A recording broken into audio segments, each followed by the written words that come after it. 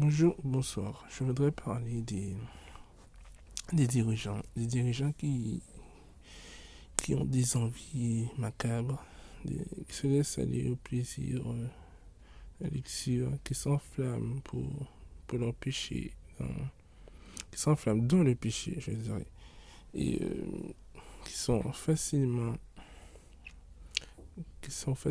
attirés par tout ce qui est sexuel sur des enfants.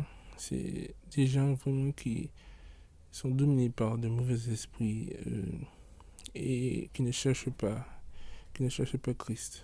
Et ce genre de personnes sont généralement des gens qui sont hors de la société et qui manipulent et contrôlent les médias, qui,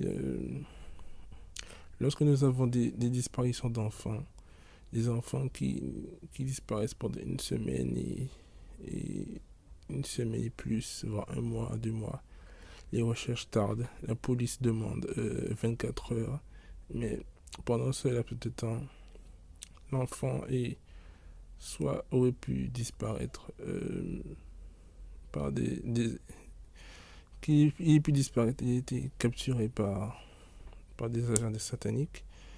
Il y aurait même pu aussi soit qu'un enfant ait fait une fugue et qu'il revienne après, mais généralement les enfants qui ne viennent pas, qui ne rentrent pas chez eux, sont des enfants kidnappés pour des mauvais désirs, soit qui sont amenés chez les sataniques, qui ont envie de faire des mauvaises œuvres, violer ces enfants et les sacrifier à Satan, les tuer, faire tout ce qu'ils ont envie de faire avec eux. Et c'est vraiment abominable. Et les médias, les journalistes ne parlent pas de ça. Et à travers cette vidéo, je voudrais montrer qu'il y a des choses qui sont cachées que le journal ne révélera pas. Et c'est lorsqu'on fait des recherches qu'on découvre ce genre de choses.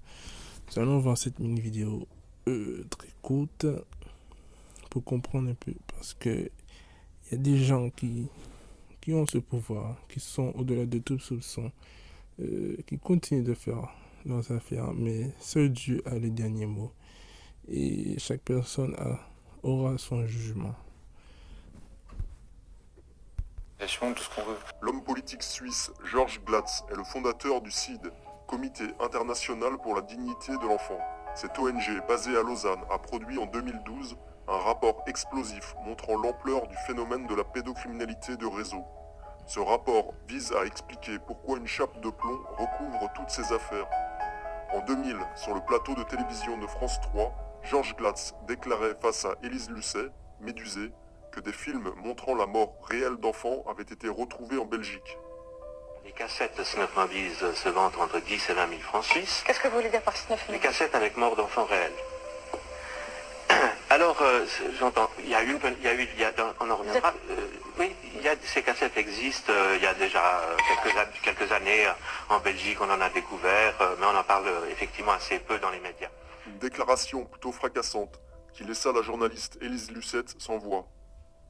En 2008, le père François Brune, dans un entretien vidéo consacré à son livre « Dieu et Satan, le combat continue », a déclaré « C'est le récit d'un jeune garçon qui a été entraîné malgré lui par un ami dans des cercles sataniques, mais vraiment les cercles vraiment sataniques, c'est-à-dire que personne ne connaît, même pas les journalistes, même pas les enquêteurs spécialisés.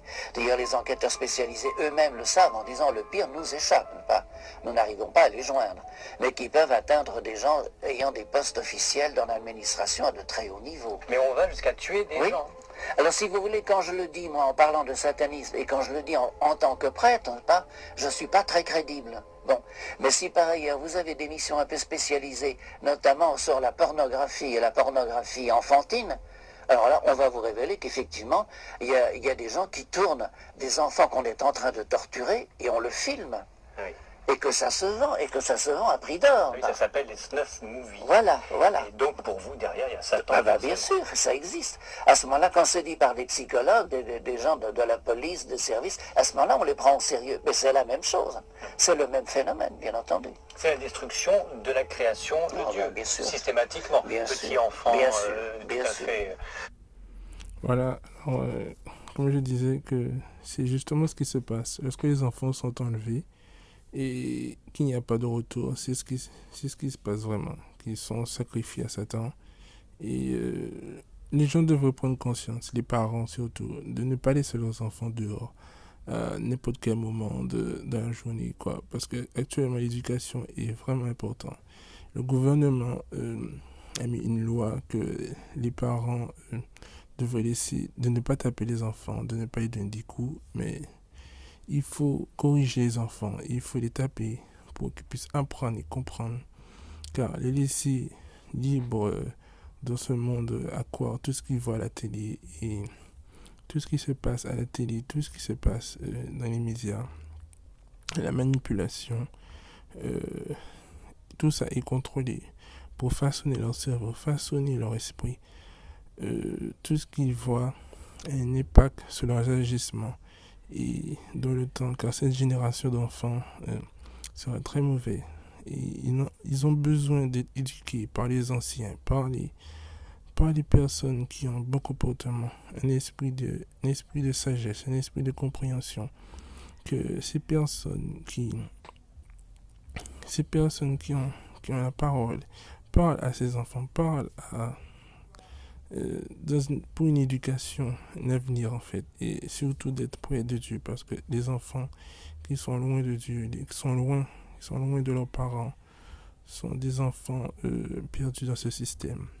Et il faut vraiment que les parents pensent à garder les enfants près d'eux. Et surtout dans cette époque que nous vivons où l'homosexualité, le lesbianisme, toutes ces choses qui sont manipulables à la télé, qui façonnent les enfants, qui les manipulent facilement. Nous voyons aussi bien que cette vidéo date peut-être de 2000, selon le début du reportage. Mais il n'y a pas beaucoup de vidéos qui circulent, qui dénoncent comme ça. Mais il faudra bien faire d'autres recherches pour ça. Voilà, c'est à peu près tout ce que j'avais à dire.